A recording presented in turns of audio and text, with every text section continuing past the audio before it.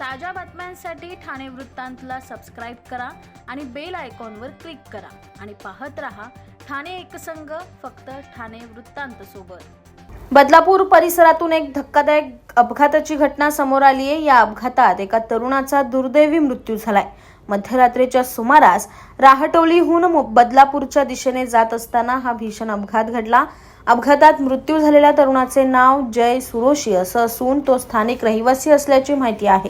Police प्रशासनाकडून मिळालेल्या माहितीनुसार जय हा ग्लोस्टर कंपनीच्या कारमधून एकटाच प्रवास करत होता। प्रवासादरम्यान कारचा वेग अत्यंत जास्त होता। या अतिवेगामुळे चालकाचे वाहनावरील नियंत्रण सुटले आणि कारचा भीषण अपघात झालाय। अपघाताची तीव्रता इतकी मोठी होती की कारचे मोठ्या प्रमाणात नुकसान झालं आहे। अपघातानंतर जय सुरोशी याला तात्काळ उपचारासाठी रुग्णालयात दाखल करण्यात आले होते, मात्र डॉक्टरांनी त्याला तपासणी अंती मृत घोषित केले। या घटनेमुळे परिसरात हळहळ व्यक्त करण्यात येत आहे।